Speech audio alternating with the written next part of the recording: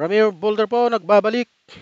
Pag-usapan po natin ang kaso ni former President Rodrigo Duterte na ngayon po ay umuusad na sa ICC. Pakinggan po natin. Umuusad na ang proseso sa kaso ng Crimes Against Humanity na kinakaharap ni dating Pangulong Rodrigo Duterte sa antas ng pre-trial chamber ng International Criminal Court.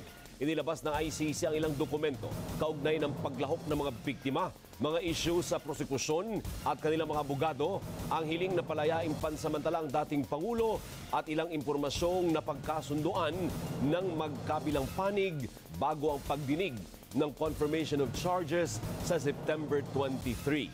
Nagpapatrol, Bea Quadra. Mula nang unang iniharap sa pre-trial chamber ng International Criminal Court si dating Pangulong Rodrigo Roa Duterte noong Marso at mga nagdaang buwan, kanya-kanyang hain ng mga mosyon at dokumento ang prosekusyon at depensa bago ang pagdinig sa confirmation of charges sa September 23. Layo ng prosekusyon na makakalap ng ebidensya, salaysay ng mga biktima at testigo para makabuo ng sapat na basihang may pananagutan si Duterte sa crimes against humanity kaugnay ng mga pagpatay sa pinatupad na war on drugs at sa kamay ng tinaguriang Davao Death Squad.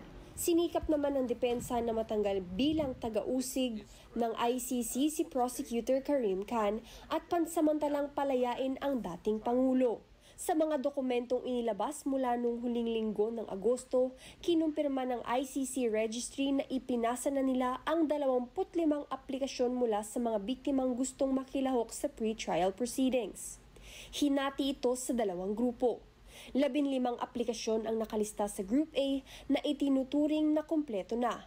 Ang nalalabing 10 ay nasa Group B na natukoy na labas ng sakop ng kaso. Nagka-issue naman sa mga abogadong kakatawan sa mga biktima. Iginiit ng Office of Public Counsel for Victims o OPCV na hindi kailangang bantayan o i-monitor ang mga hakbang ng mga abogadong kumakatawan sa mga biktima at labas ito sa papel na ginagampanan ng ICC Registry. Argumento ng Principal Counsel ng OPCV, hindi lang walang kabuluhan, kundi paglabag din sa legal principles ang iminungkahing monitoring system.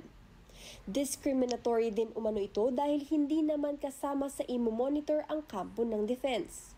Isinulong din ng OPCV ang pagtalaga ng mga abogado mula sa Pilipinas. Bukod sa mas nakakaunawa sila sa lagay ng mga biktima, mas mabilis at madali nilang nakakausap sila.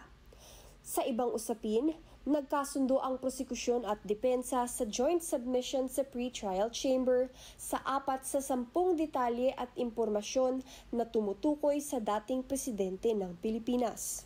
Kabilang dito ang petsa at lugar ng kapanganakan ng dating Pangulo, isa siyang Pilipino, ang PRRD ay tumutukoy kay dating Pangulong Duterte at panghuli na ang barangay ang pinakamalapit na political at administrative unit sa Pilipinas at ang bahaging ginagampanan nito sa pagplano at pagpapatupad ng mga polisiya, programa at proyekto ng pamahalaan. Tiniyak ng legal representative ng mga biktima na hindi ito negatibong nakakaapekto sa kanilang interest sa ngayon. Mariin namang tinutulan ng kampo ng mga biktima ang panibagong hiling na interim release kay dating Pangulong Duterte. Panibagong hiling na interim release ang hinihiling po na naman ngayon ng mga legal counsel ni Duterte. Niling nilang ibasura ito ng pre-trial chamber sa takot na balikan sila ng mga taga-suporta ni Duterte kapag pinalaya siya kahit pansamantala. Kailangan talaga ni Duterte na panagutan ang kanyang kasalanan sa taong bayan. Ng kanilang kampo, ang pananatili niya sa kulungan ang tanging paraan para matiyak na malilitis siya sa pagdurusang idinulot niya sa mga biktima. Alam niyo po, sa totoo lang, nung panahon ni Duterte, ang dami pong namatay sa war on drugs. Kahit na hindi naman addict, namamatay yung halimbawa ng bata na nadamay sa war on drugs, nakakaawa yun. Sa kabilang banda, nagsumite ang depensa ng ebidensya sa korte para pabulaanan ang mga alegasyon laban sa dating Pangulo. Hiniling din nilang maimpormahan kung ang mga sa victim applicants ay konektado sa mga nakaraang paghain ni Chief Prosecutor Karim Khan. May conflict of interest nila dahil tumayong prosecutor noon si Khan para sa ilang biktima. Bea Cuadra, ABS-CBN News. Ano po ang inyong opinyon?